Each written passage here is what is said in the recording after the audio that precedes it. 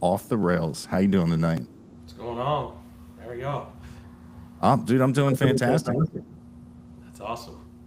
How you been since the last time I saw I've been you? good. Just been hustling and trying to get some more shows booked this year, and just trying to get big as we can. So we've been playing.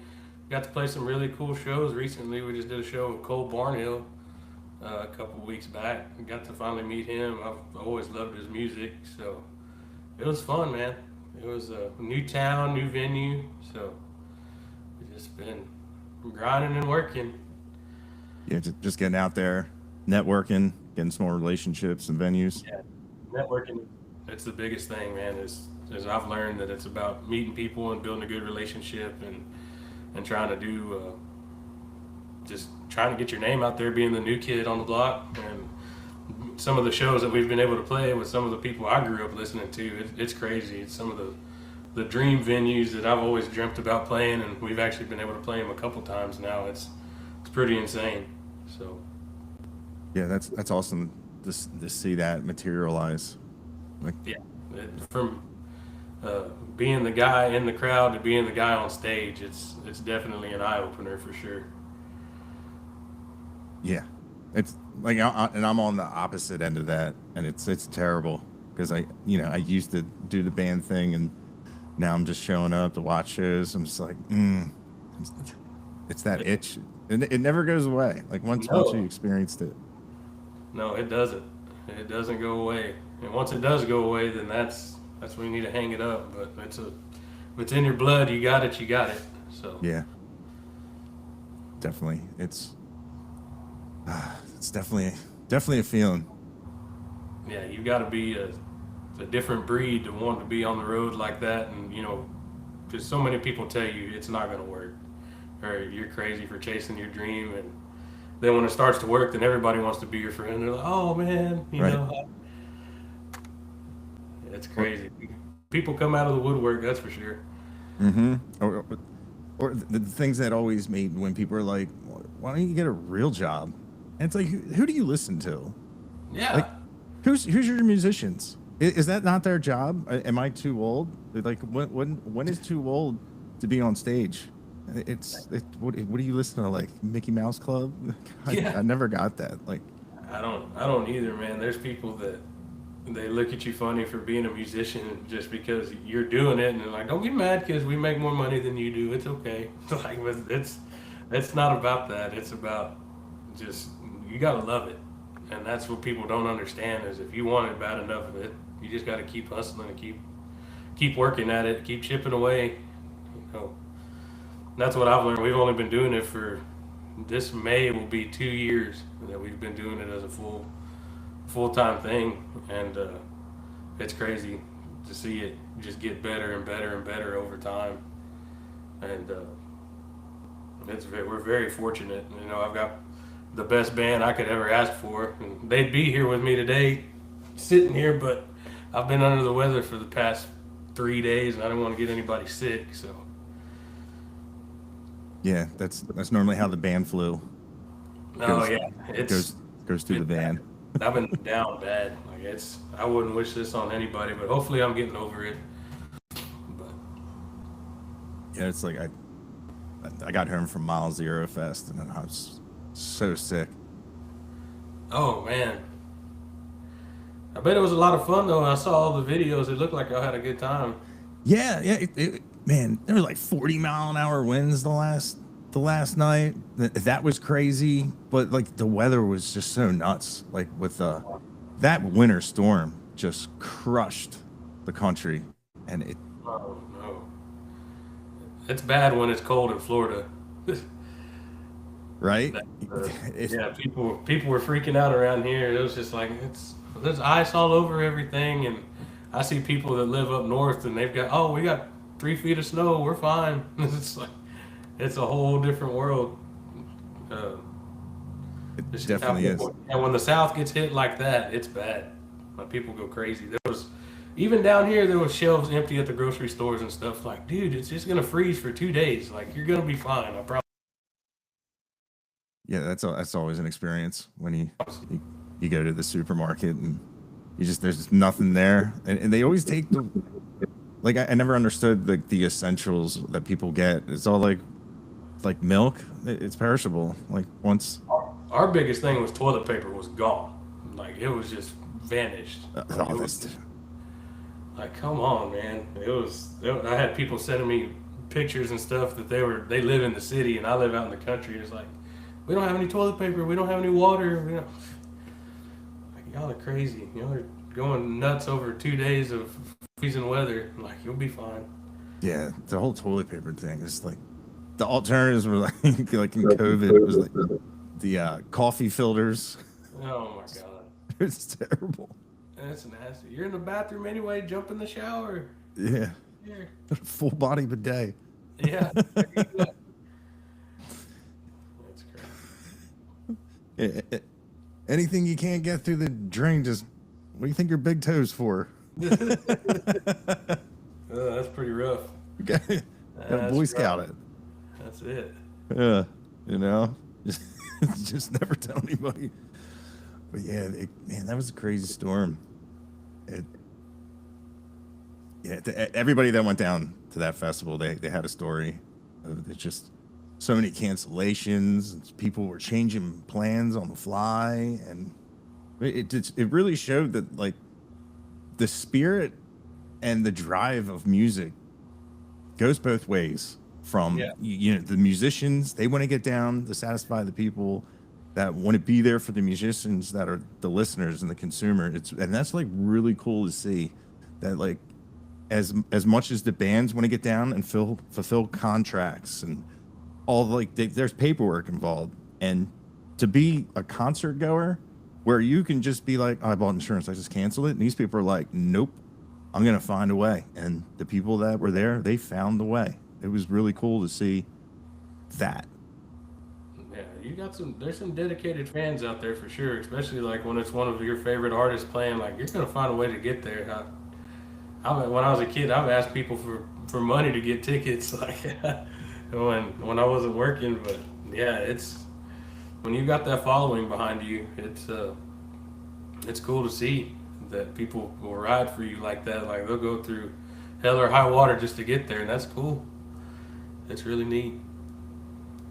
Yeah, and even in situations of when you can send out a Facebook or a post that says, "Hey, we're stuck on the side of the road. Can anybody, get us a trailer, Yeah. a trailer tire, or something to help?" And that's really cool to see that, because a lot of people, they buy the merch, and like, man, there's nothing better than like when you like save the day of your like favorite band.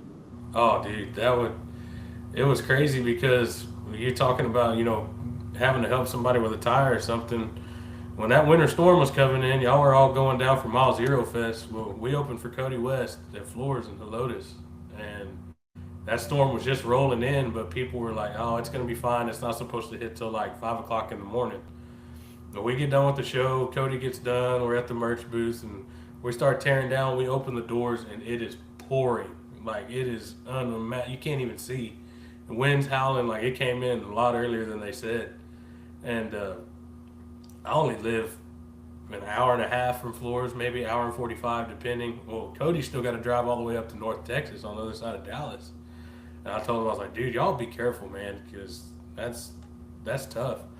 And he texted me the next morning, and he's like, man, the last 50 miles, I drove 20 miles an hour. He said the ice was already iced over.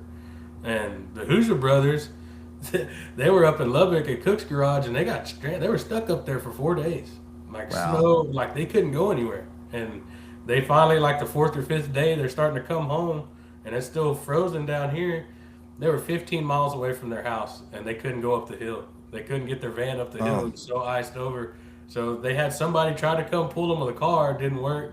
Well, some dude come with his tractor and towed him up that hill and got him home. So That's awesome. That's crazy. Yeah, it's Teamwork.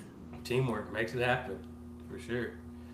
Man, those guys were up here in the Northeast. I just couldn't. I always have something to do. I had an eye appointment that I've been waiting for, and it was Trudio, Wade Forster, and the Hoosier brothers, and I've seen Treaty Oak a bunch of times. I always want to see them, but man, I love to see the Hoosier Brothers. Man, they Oh man, they put on a show, dude. Josh can sing like nobody I've ever seen. They're good people.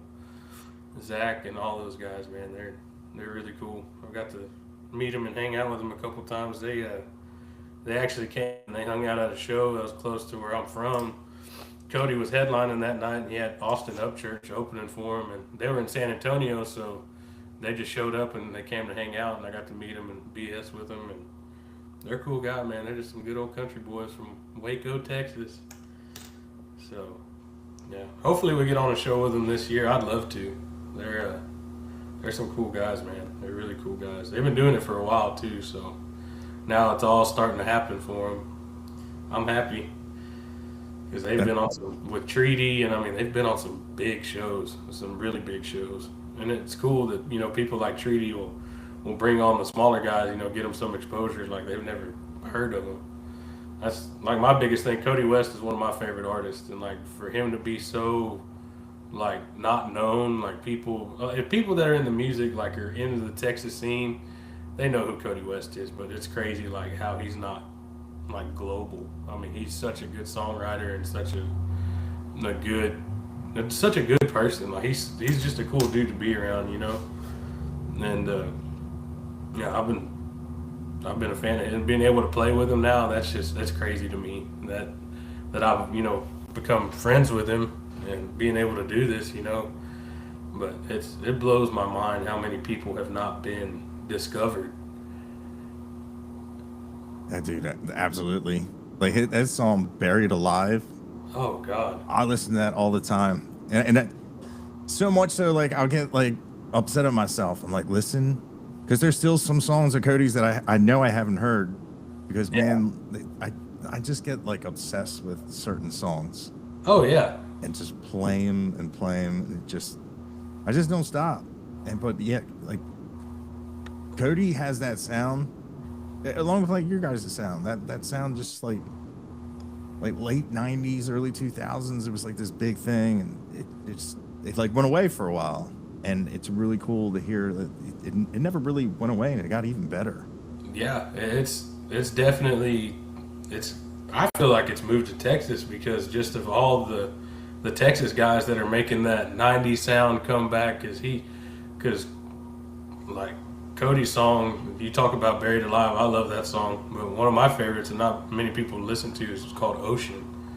And that song just, man, it sounds like it's like Incubus almost. And he's, they do covers of "Wish You Were Here" almost every show, and he's like, he'll tell everybody like, this is a band that we've pulled from, that we kind of relate to, and that whole crew. When he came out with that song, I don't know how it just hasn't blown up. He's got "Let You Go," "Oceans," "Alone," dude. That song of his "Alone" is insane. Like, and I know he's known for like "Million Miles" and "Shine Out," all of his from the Green album, but there's so much good music that he's put out, and it's cool like playing, like when we play that show with him at Floors, he played new music that nobody's heard yet. He hadn't even put out, and I'm like, man, like I can't wait for people to hear it.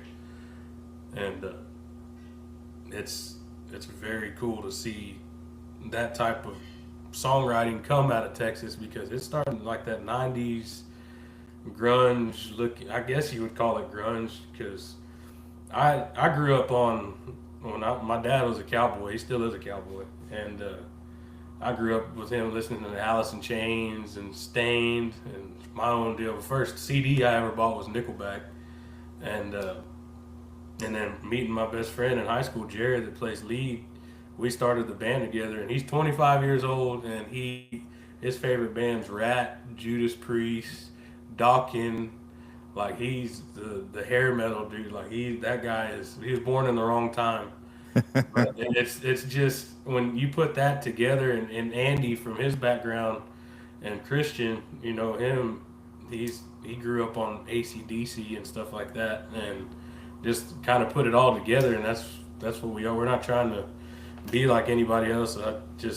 It's just how it comes out with all of our different backgrounds, and I'm liking the stuff that we're writing and putting out because it's different from everybody else's. So Oh, dude, absolutely. And even though I know you guys like, there's like a group of you guys right now that are all seem like pretty tight and yeah, very friendly, and it's really cool how it has you all have your own sound, you know, yeah. and like you can definitely tell that your guitar player likes that. I can hear it all day Yeah, in his playing.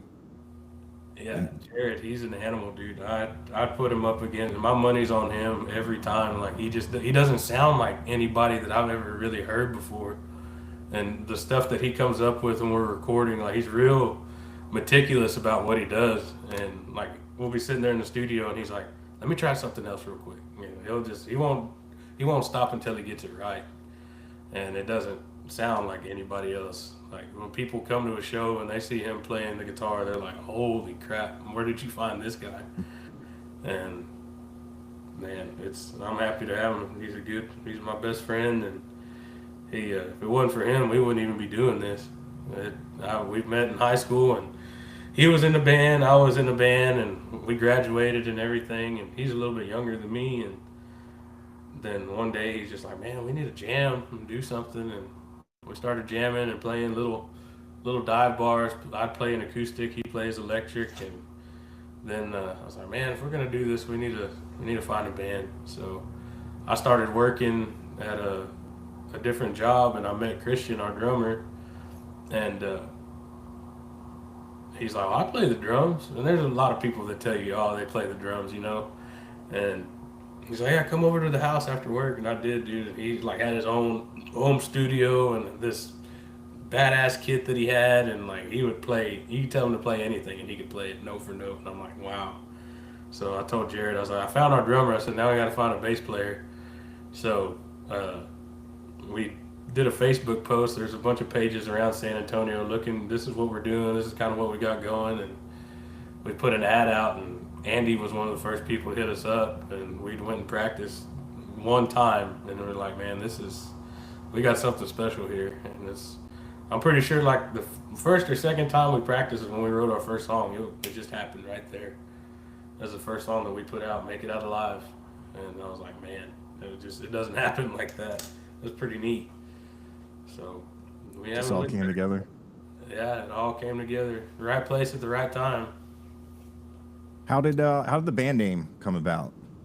We uh we actually went, and there was this place that we played in Luling, Texas.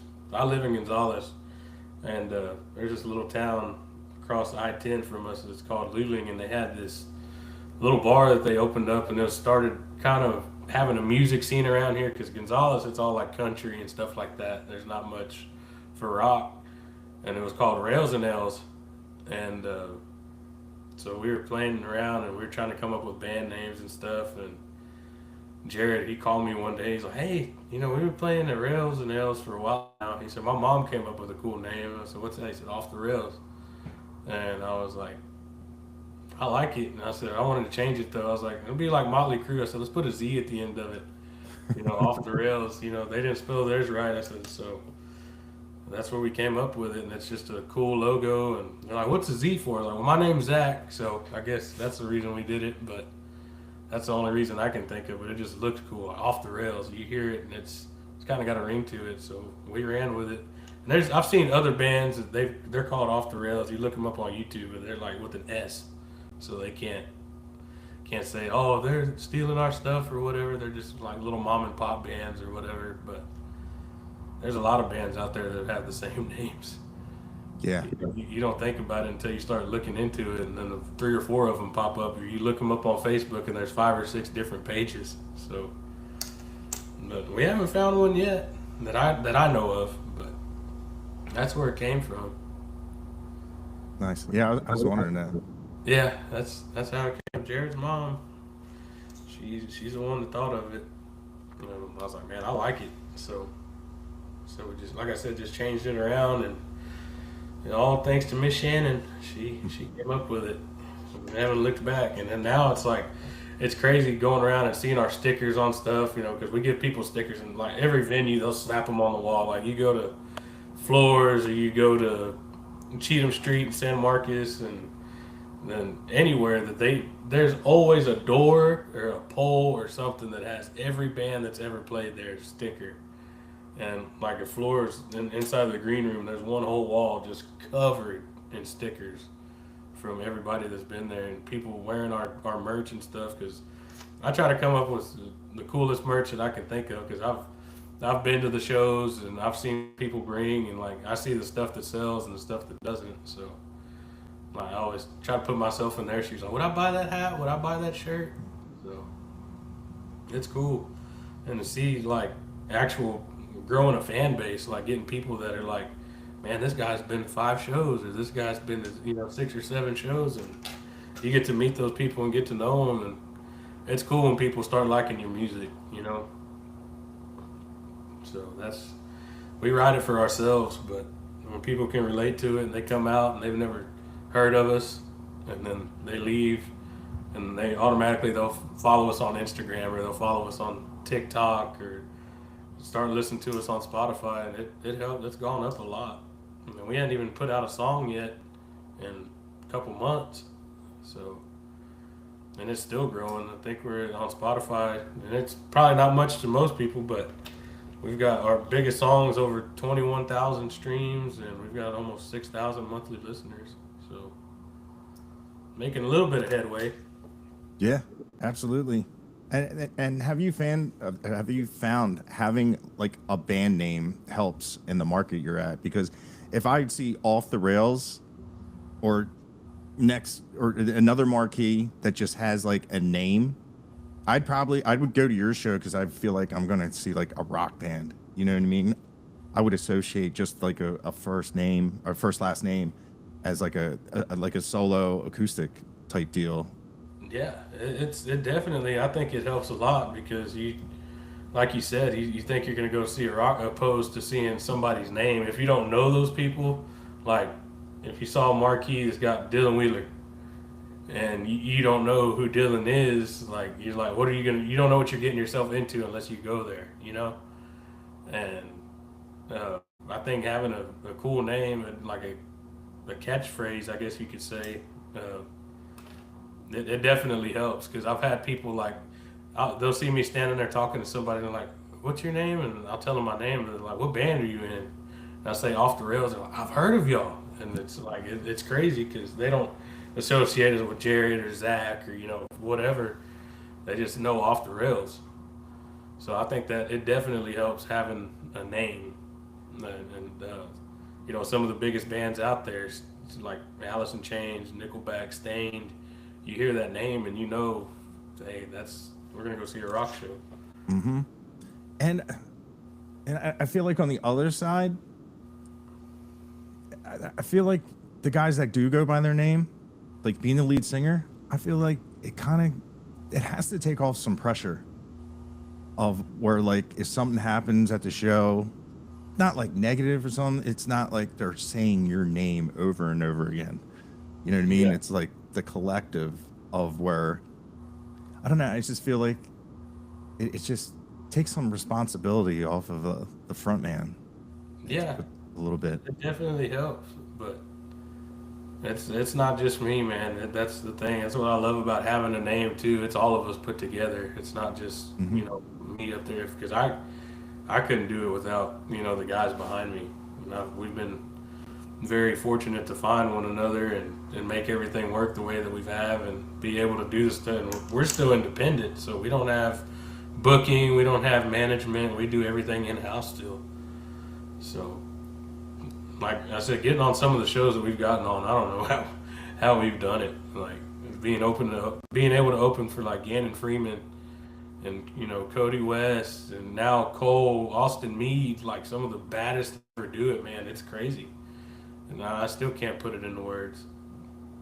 It's like I said, it's super. I love it. I love every minute of it. It's just so weird going from that guy in the crowd. Like I want to be up there one day to like, oh, we're here. Like it's pretty cool. It's a cool experience. That definitely is awesome. Yeah. And all those names you said, I'm a huge fan of their music as well.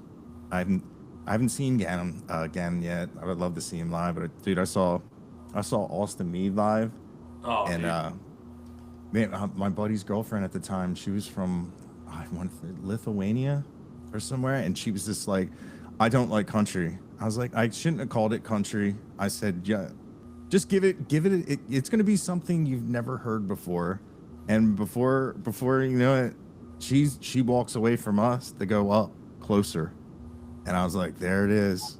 I Yeah. said, got another fan, and she was like so excited to tell everybody. She was like, he's gonna have new fans in Lithuania, and it was funny because she wanted to like replicate his sound, and she put on Metallica, and I thought for sure she would love Metallica, and she's like, I liked Austin better. I was like, wow. I was like, Austin's a beast, man. That his production that he puts into doing a show, like there's a lot that goes into his shows, from the lights to the drummer. Like he's got one of the baddest drummers I've ever seen. Owen and D Willie playing lead, and Austin's a beast too, and his bass player. I mean they're all a great group of guys, and they put on a hell of a show. And because we played with them down here the first time we opened for them at a venue we've got outside of San Antonio. It's not real well known, but it's starting to. It's a really nice venue. It's big.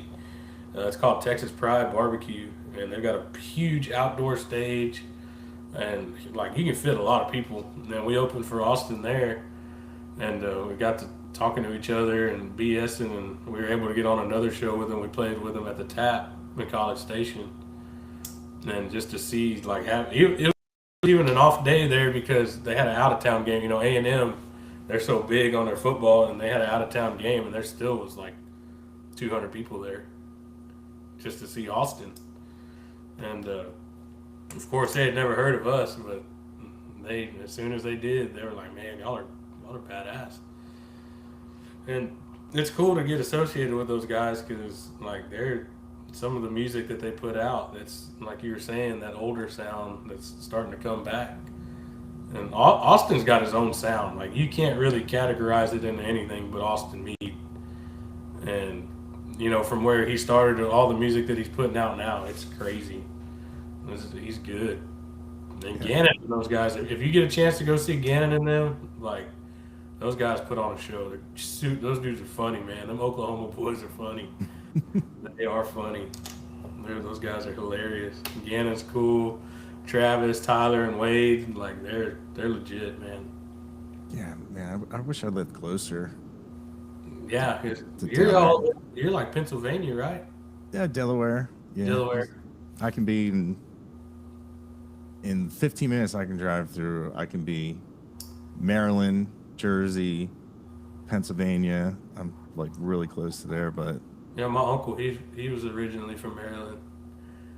He go up there all the time. They go crabbing, and people they don't understand what that stuff is. He moved down here to Texas, and it'll be 20 degrees, 30 degrees down here, and he's still outside in shorts. He's like, "Man, this ain't nothing," right. And you don't know what cold is. Yeah.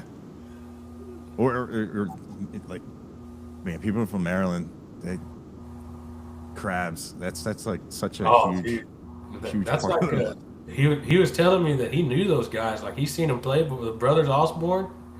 They're Okay. from they're from Maryland. Mm-hmm. And they Yeah. did like the music video. There's a spot where they're crabbing or whatever, and my uncle was like, "I have been there more times, and like that was our hangout." He said, "I've seen these guys play. I don't know how many times," and it's like that's crazy that uh, that he had seen those guys before they even blew up. I mean, nobody knows they're from that area, so it's cool. Yeah, they're crabbing. I didn't know what he was talking about because Texas, they should have shrimp boats and stuff, but people have their crab traps and stuff like that. But he was talking about like actually crabbing, and man, he's a hell of a chef too. He made crab dip one time I had for the first time, and man, it was good. Yeah, that's the one thing the Northeast does well is seafood.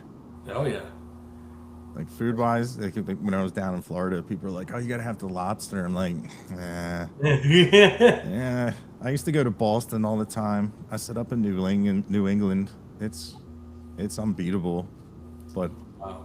that's yeah. I kind of did forget Brothers Osmond's from there. I know Jackson Dean's from around there because Yeah. we were supposed to do a show. I didn't go because I wasn't getting paid. I was like, yeah. I was I'm like, not well, getting paid. I'm not going. yeah. And then they Yeah. come to find out, I see him on it like every award show and everything. It's like, It happens. yeah. It's all right. But Yeah. So for 2026, is there like I don't know if you guys like get together around like the New Year's and set goals. Do you have like any goals yeah, that you have we you get really want to hit? this year we're gonna get our debut album. We're gonna get it put out. We're gonna drop a couple more singles and then we'll have our album. But I've been telling the guys, man, this year I want to play Green Hall. Like that's one of our biggest things, and try to play with as many bigger artists to get our name out there. And that's our goals is trying to branch out more because we've been in Texas for the past 2 years. So it'd be cool to get with somebody and be like, hey, y'all come on tour with us and play 3-4 shows out of state.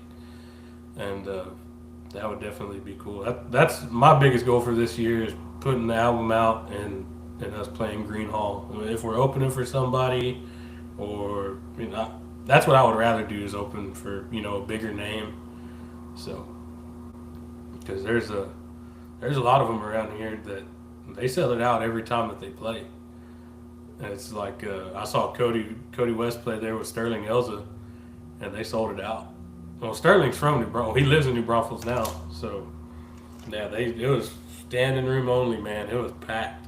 And I've seen Austin, Giovanni, and the Hired Guns, and I want to play with those guys because they've got that rock. They got a really cool sound. And people have told us that before. They're like, man, you need to play with Gio. And I was like, man, he's a hard man to get a hold of.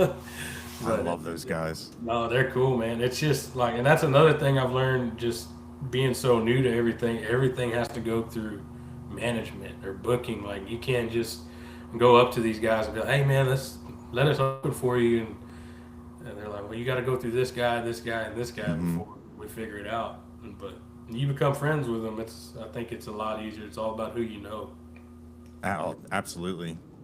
Yeah, Gio and there's.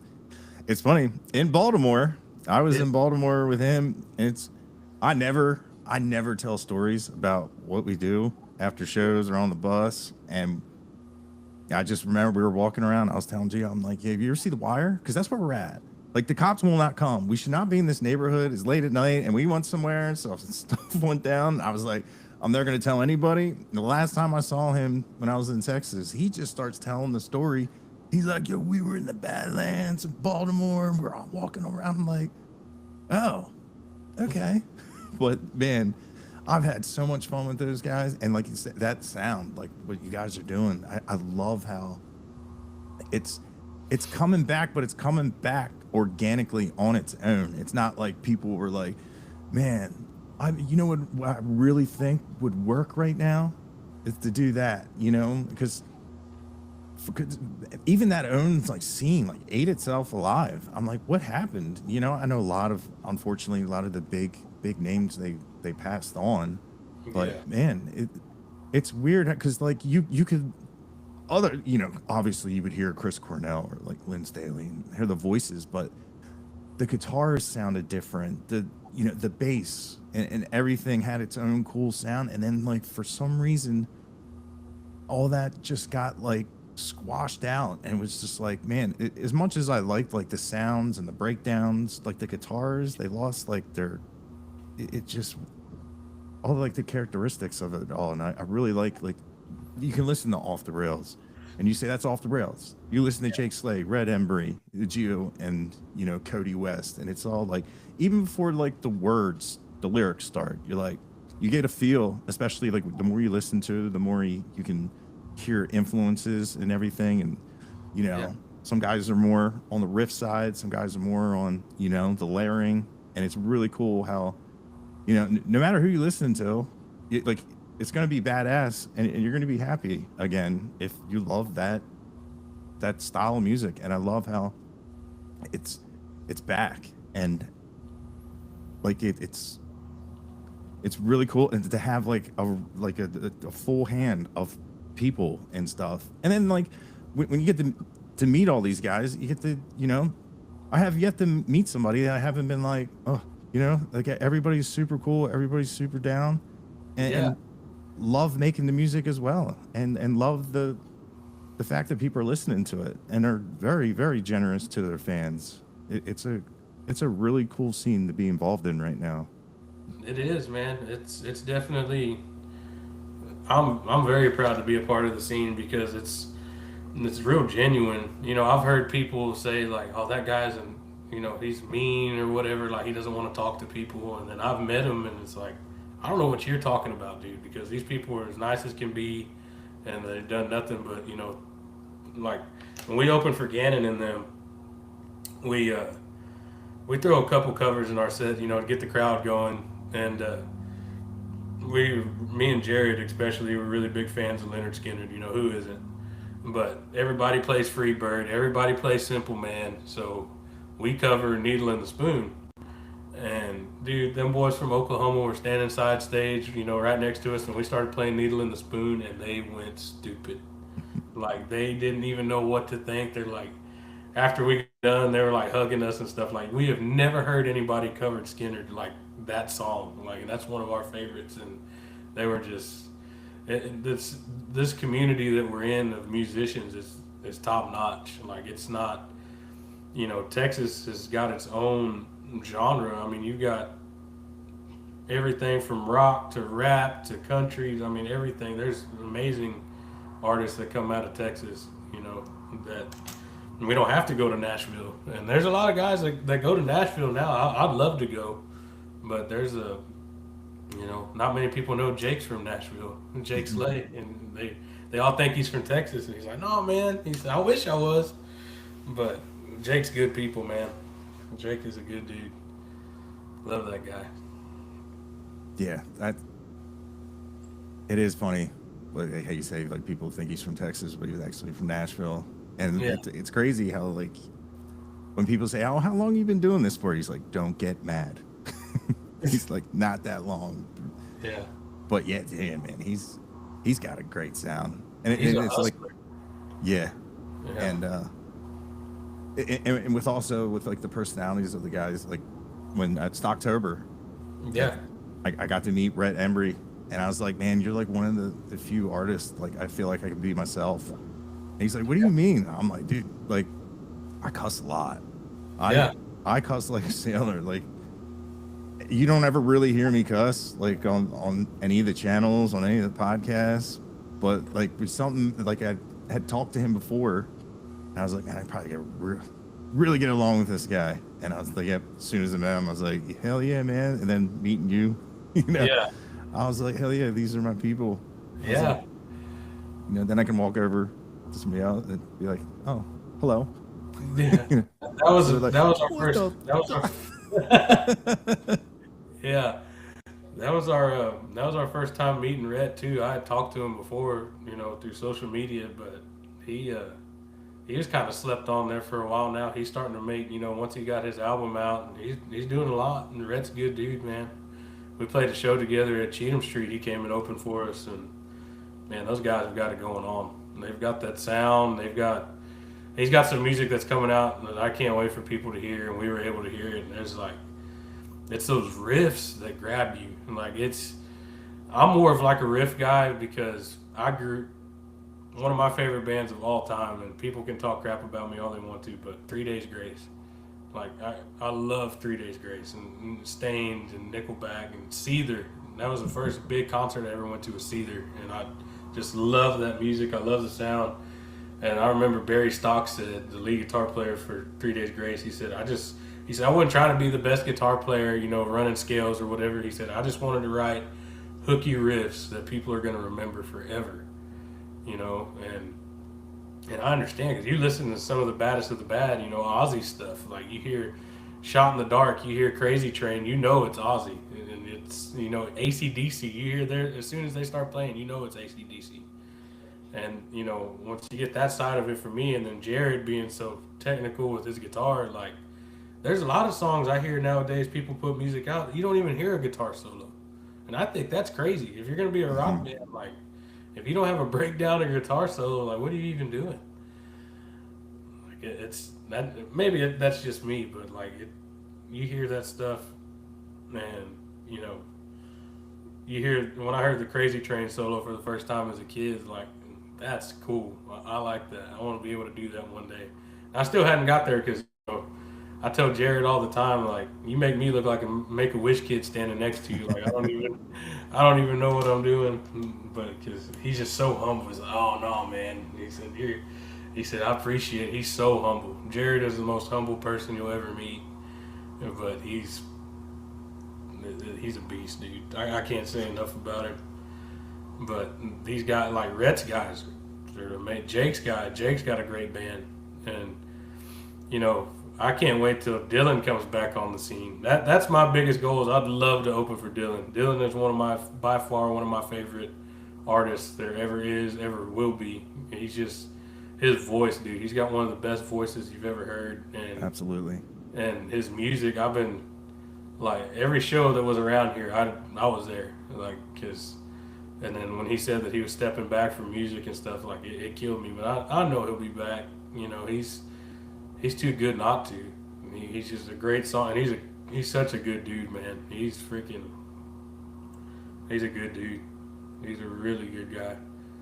And his whole crew, like D Mac and Brock, those guys together. You put them two together on the guitars, like it's insane.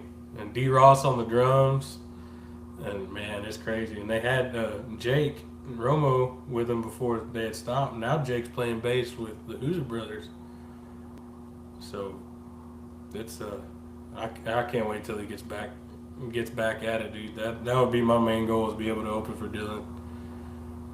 That would be awesome. That's one guy. Like, man, if he's around, I gotta go see him. And Yeah, like his entire band has been so great to me and everything. It's they're I, they're genuine, dude. They're as genuine as can be, and a lot of the guys are. You know, people have bad days. Like if you're an artist, or just people you just get tired of it. You know, you don't want you just want to relax after a show or whatever. And I get it. You know, it's high energy sometimes, and it's a lot. And it can do a lot to you. And you know, there's times that it's stressful, and there's times that it it's all worth it. It's all worth it.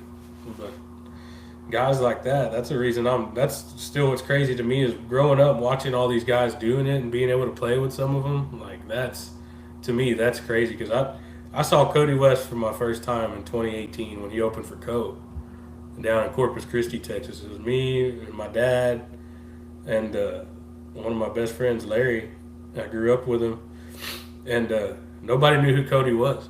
Like it was sold out. It was a sold out show. There was 1,500 people there. And after Cody got done, he went over to his merch booth, and there was like two people that took pictures with him. So I went over there and I started talking to him and just started BSing with him, and that's when I found out real quick like how cool he was. We got talking about music and hunting and fishing because we both like to hunt and fish, and then I met Co's tour manager that night, and I was asking him. I was like, "Hey man," I said, does he do like meet and greets and stuff?" He's like, "No man, he usually doesn't do that." I was like, I understand." And he's like, "How many people are with you?" I said, "Just me, my dad, and my buddy." And he's like, "Wait till after the show, I'll come get you." And I was like, "Really?" He's like, "Yeah, I got you." And my dad, he was all drunk by that time, and he said, he ain't gonna come get us, dude. Whatever, he's lying. Like, my dad just being all negative. And sure enough, after the show, he's like, "Y'all ready?" And I just looked at my dad and I started laughing. And we went back to Metco, and I was just starting to get into music with the other band that I had. And I went and I cut a cover of February 28th in the studio, and I showed it to Co, and he was listening to it, and he's like, "Yeah, that's me." I was like, "No, look at my phone." And he's like, "Oh, that's you." Yeah. And he's like, "Damn, dude." He's like, "Don't stop." And ever since then, it lit a fire under my ass, and I just went with it. And I never thought that I would even write my. That's the hardest thing for me is writing a song and making it sound the way that I want it to. And that's been I'm my own worst enemy trying to write a song lyrically because I want it to sound right and everybody to relate to it. Because that's what I've noticed. People, if they can get their heads banging, then that's what I want. That's what you want to see when you look out in the crowds. I've seen it, and like when they're up, and you notice pretty quick when people are there for the music or they're just there to be there. Like the people that are there for the music, they rush to the front and they're banging their head. They may not even know the song that you're playing, but if it's a good song, like they're banging their heads and they're having a good time. They're hooping and hollering, and it's cool. It's no better feeling in the world is having people. And now, like having a couple people that when Jake came down here and he played with us in Texas, I told him, dude, I was like, you don't realize how lucky you are. I was like, what do you mean? I said, you drove all the way down here in a place you don't ever play, and you've got people singing your songs back to you. And like they know your songs word for word in their front row, like just getting it. And he was like, man, you're right. And I said, dude, it's gonna happen, bro. I said, you're gonna blow up. I said, you're already blowing up. I said, you've got that sound, dude. Jake's funny, man. Jake's a good dude. So hopefully we all make it pretty soon. We're doing it. We still have our full-time jobs, but we try to put music first until it's like, hey, we can't. We got to go on the road. So, but hopefully soon it'll get there. Yeah, it's funny. Like when he said, I would love to be up on the rail. I just can't. I can't. That whole feeling of being smashed. I was just like, oh. That's a whole nother animal. I know a lot of people that's where they have to be, and I get it. I love it. Like I'm like an observer. Like if you probably didn't know who I was and you were looking at it, you'd probably be like, oh, this is a musician. Yeah. That guy. Yeah, I don't do like the arms crossed, but I'm looking, I'm like, yeah. oh, I like that sound. What is he stepping on? I want to see pedals. I want to see like what you got. You got an amp, you can go digital. And like I love like the whole aspect of it. And it's like homework, but it's like it's the fun kind. But man, that takes those people that they wait early, like they get there early, they wait, they sacrifice, like won't drink water, won't eat, it's totally dry. We're gonna stand here for 6 hours, and it's just I love it, man. The drive, I have very huge admiration for someone like that. It's just I feel like I'm on fire. Yeah, like no, you get like, like you seem to be. You would probably be more that person. I could see you like standing side stage, like you're already there with the band, but like you're off to the side just watching. Like I could see that. Yeah, Definitely. I definitely want to be out front. A lot of times I've had backstage access, but I'm like, I gotta run. I want to hear what the sound guy's hearing. Yeah, because man, I want to hear that thump. Oh, I love it, dude. It's I've learned that too. Like sound in this, I'm like you. I want to see like what made that sound. Like what is he using? And I've seen a lot of guys, and I want to get one bad. Jared's old school, man. Jared's got to have an amp. He's got to have an amp. Like he will not. Jared doesn't use in-ears. He's got a monitor in front of him, and he is freaking. He's old school. I'm telling you, he was born in the wrong time. But and people ask him all the time, like, what are you using? Like, what pedals are you? He's like, dude, I use a Line 6 Katana, and I think Boss Katana. My bad. It's a Boss Katana, and that's it. It is his tone that he gets is just the way that he plays. And like he's got a pedal board, but like there's nothing like he plays through that amp, man. If he would have it his way, he'd have like a 5150 or something like that. If I had it my way, I'd have a Mesa Boogie. Like that's one of my favorite amps of all time. But I've seen a lot of people use those neural DSPs, those quad cortex. Yeah. those things, I think that's the way to go. I mean, as far as like if you're traveling and you're trying to get that sound, yeah, it's that It's a big. box. I'm like, Yeah, that's the same thing with the Kempner. They, Kemper, yeah. but that neural dude, it just sounds so. I think that's the closest pedal board that you can get to sounding like an amplifier. You know what? 100%. I did. Everybody, even Sunshine from Chainsmith and the Saints, who I expected never to go digital, uses Yeah, one. Uh, you know, one guy in Geo uses the Kemper, the other one Neural, the Quad Cortex, and yeah, like, and I have a Mark V Mesa right there, and I have a 5150 right there. You just make profiles of them, and I don't have to you don't have to wait for the tubes to warm up. You have to worry about a tube blowing up, or because where are you gonna find tubes at anymore? The oh, whole dude, maintenance and having your sound 100% all the time the same, and the routing is huge. Like yeah, if you want to use in-ears but only hear like yourself, you can just that's what I do. It's funny, like I have sometimes sound guys be like, hey, where's your feed for the in-ears? I'm like, I don't need it. I play off the bass, the bass drum. And they're like, what? I'm like, I'll be fine. I said, just watch, I'll be fine. And yeah, just the whole routing thing, because I can practice. Like a lot of times when people request something and you're like trying to learn something on the fly, you can just pull it out and just play through your ears. No one knows what you're playing. And it's just really having a full stereo rig and just having, because like it just makes a huge difference. But I get like when you can crank a tube amp, there's no replacing that. There's no, some magic in yeah, that analog world. yeah. But Those when I saw Seether when I was a kid, and they had those Mesa boogies, dude, and they were taller than they were. Like they were huge.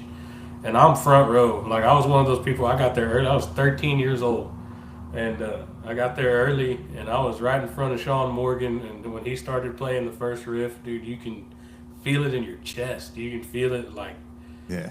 it was nuts. And I was like that moment. I was like, that's what I want to do. Like I want to be on stage and I want to make that sound. Like that's Yeah. exactly what I want to do. Get some gasoline, burn that house down.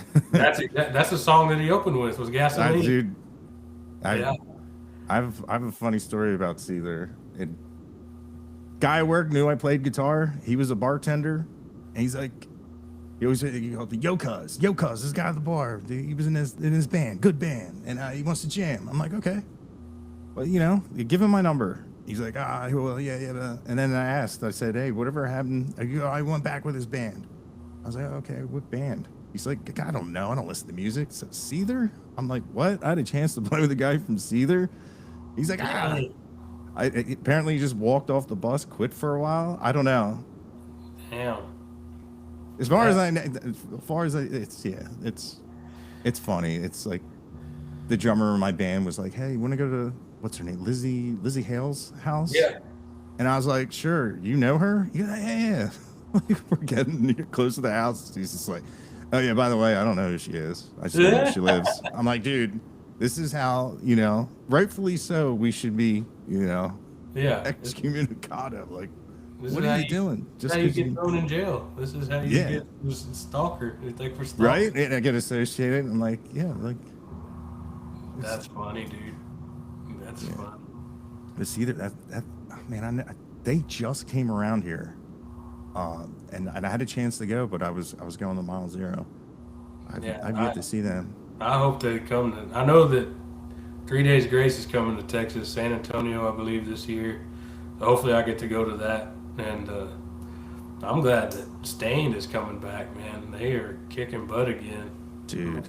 It was funny. Is I'd never.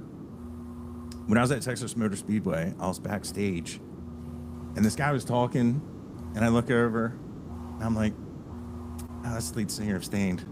And I was like, oh man, should I just go, I was like real close to him. I was like, should I go up? And I'm like, nah, so I didn't. And somebody else found me right before they got on. I walked off to the side, and he was like, you look around my age. And I said, yeah, we're probably the same age. He goes, What do you think? You think they're going to be terrible? I said, I don't know. I'm really, really, really wondering how this is going to sound. Dude, they drove nails through that stage. It was incredible. His guitar player, Mike, yeah. oh my god! Like he played like how I play. Like right before you look out in the crowd, say really happy to be here, and as soon as that music starts, goodbye. You know, just the movement. I was like, man, and his voice, it was just like time machine. I was like, I did not feel robbed. I didn't get to see Prime Stain because they were Prime. It was incredible because, man, we used to cover a bunch. We still do cover a bunch of Stain songs, and the only recent stuff I'd seen with him was his like acoustic stuff, and I'm not really like an acoustic guy. Like it's very particular because I don't know. Like I like the heavy stuff, but man, it was awesome. I was so happy that it did not disappoint. I just was like, well, I haven't been able to see Stained yet as the band, but I've seen Aaron Lewis when it was just him and his steel guitar player, and Dylan Wheeler opened for him. dude, that's awesome. And that was at Floor's Country Store in the Lotus, sold out, 4,000 people, and dude, you could have. They were singing, just his voice with that guitar. Like, you know, Dylan too, like, it was so funny. I'll never forget. So like Dylan played, and it was both of them played acoustic, but it was outside so they could fit all the people. And I didn't plan it at all, but like me and Dylan were almost wearing the exact same clothes. Like he had on a shirt, like a striped button-up shirt. I had on a striped button-up shirt and long hair, flat bill hat, and he got done playing, and I'm trying to walk inside to go take a leak or something, and people were grabbing me like, dude, you killed it. You're such a bad You killed it, dude. And I was like, man, that ain't, let me buy you a drink. And I was like, oh, man, you can buy me a drink, but that wasn't me.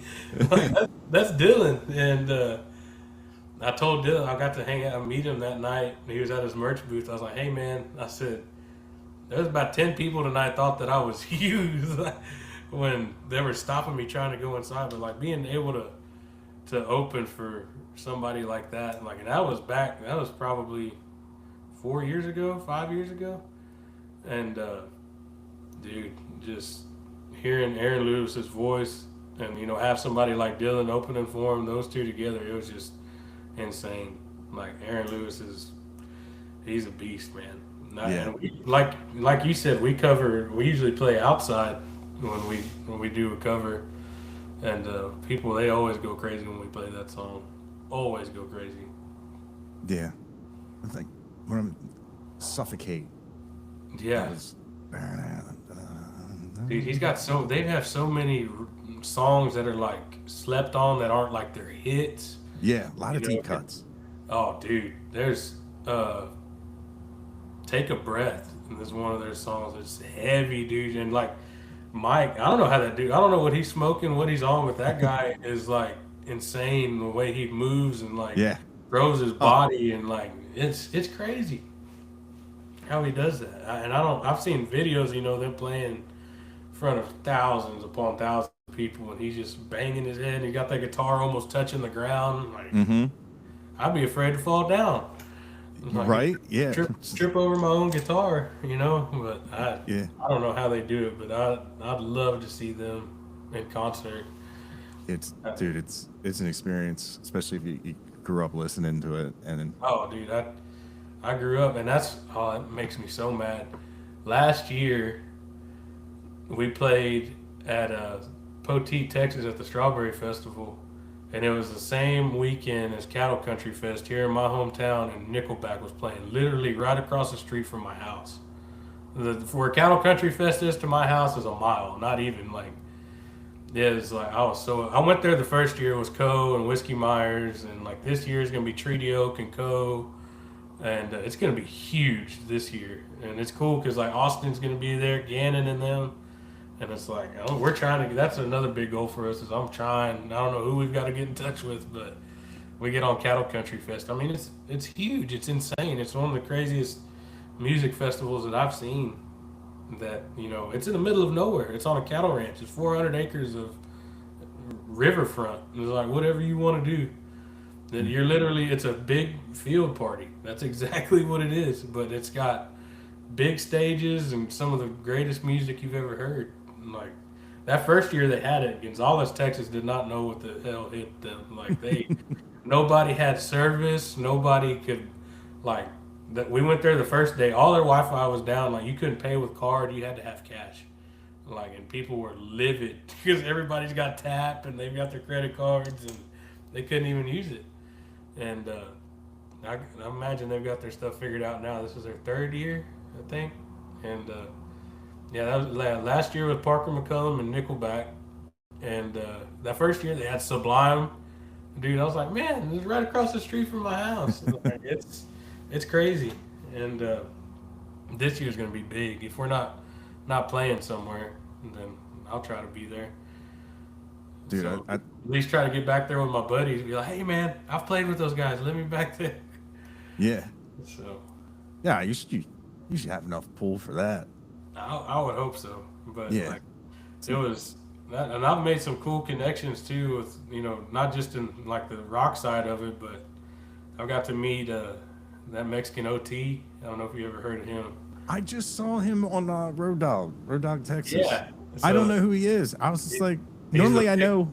yeah, he's the biggest rapper in Texas right now, probably. Huh. And that dude, but he's a country boy at heart. Like he really is. And where Road Dog TX did that interview, we were there. Like Okay.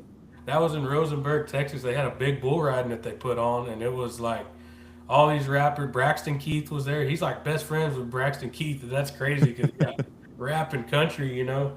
But we got to hang out with all of them, and with OT and with Braxton, and I didn't get to meet him. I wanted to, but Paul Wall. I saw Paul Wall walked right by me, dude. Like I've been listening to his music since I was a kid, and there was, I don't know, there's probably 7,000 people, I'd imagine. But yeah, I've got to hang out with those guys, and he's big, man. Like he's like you said, I've never heard of him, and then one day you just see him, like, and that night he got hurt. Like he could have got hurt bad. He went in there and fought a bull, and it flipped him upside down. Like it was That, crazy. That that's dude's something nuts.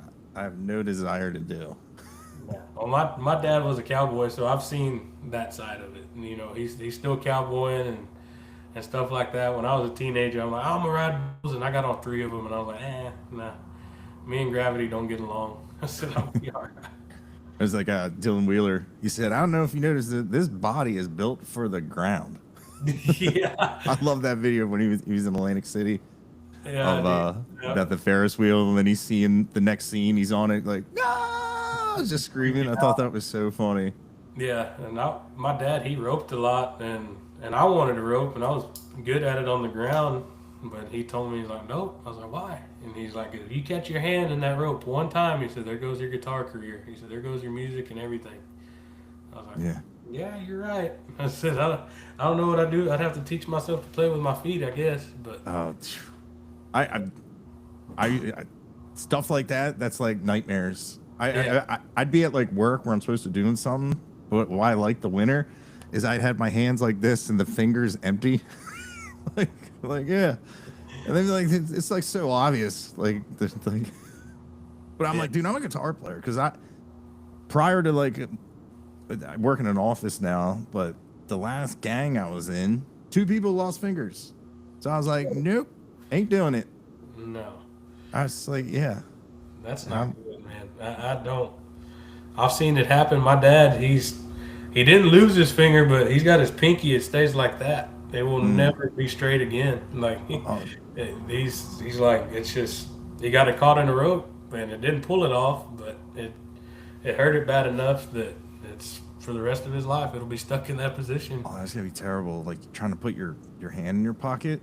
No, he laughs about it, dude. He makes jokes. Like he told me one night, he said, I don't know who it was. He said, but I guess James got drunk and tried to straighten it out. he, he said, I woke up the next day and man, it hurt. He says, I don't know what happened.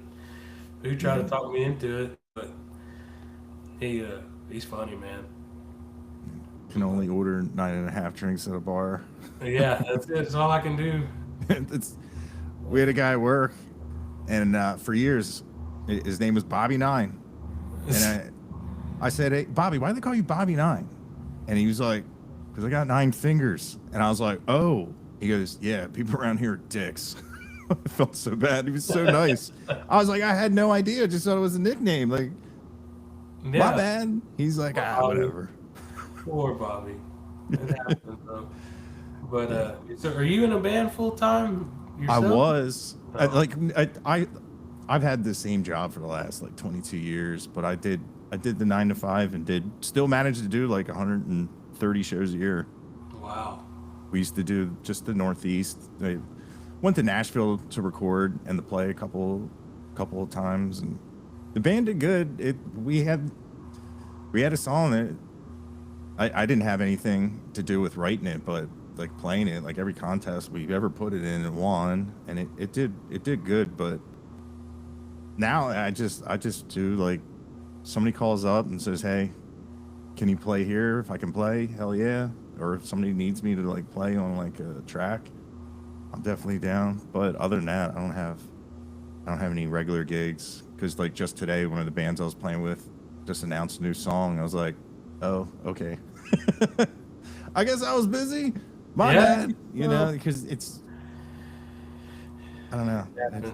I thought all my music friends would be happy. You know, I was kind of like like me who they love. And it's just wild. Oh, what happened? Yeah. Oh, that's.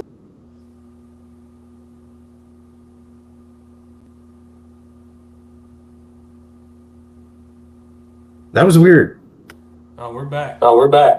Yeah, something messed up on this end. Ooh. There's something making a sound somewhere. Can you still hear me? Yeah, I can still hear you. Man, that's wild. Bad luck, I guess. Yeah. I'm like, I wonder what that sound is. I've got my finger here, but yeah, like, it's not even coming through the thing now. Huh.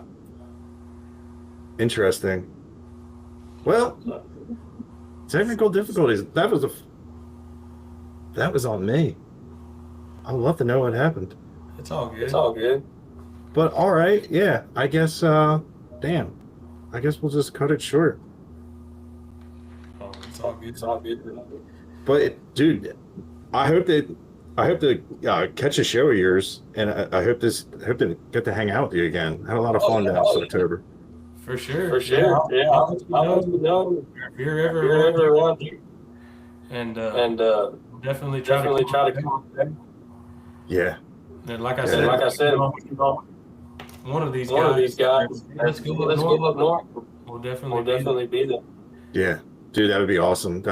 I really think your sound would do great up here. Oh, I appreciate it. We're gonna drop a single in about a month. I think it'll do. So it's got a really cool sound. And been writing some really cool stuff. I'm proud of it. Every song is getting better. So. Well, that's great to hear, man. Yes, sir. I appreciate you. Yeah, thanks for coming on. Yes, Sorry, sir. Like, melted down or whatever it did. No, you're good. All right, man. Well, you enjoy the rest of your night, Zach. I appreciate you, love. Hope your house was better. Yeah. Oh, yeah. Gonna have to tend in. So. All right. Well, I'm gonna just stop this.